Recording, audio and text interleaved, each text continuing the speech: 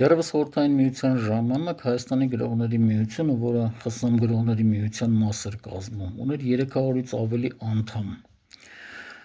Գրողների միության անդամ լինելու առավելությունն այն էր, որ գրողը ավելի հեշտ կարող էր հրատարակել գիրք, քան թե ոչ անդամը։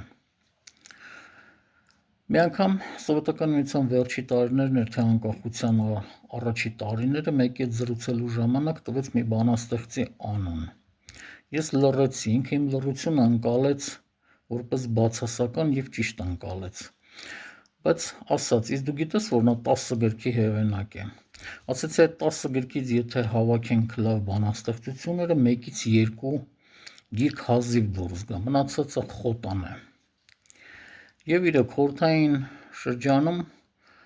մարդիկ կային, որոնց համար ստեղծում էին ջերմոցային պայմաններ, և մարդիկ բառերը իրար կողք շարելով բանաստեղծական գրքեր էին հրատարակում։ Գրքերը գնում էին գրախանութներ, մի մասը վաճառվում էր, մի մասը խոտանվում գնում էր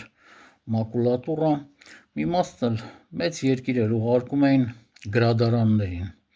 Գրադարաններն էլ վճարում էին այդ գրքերի համար։ Կարելի է խորհրդային շրջանի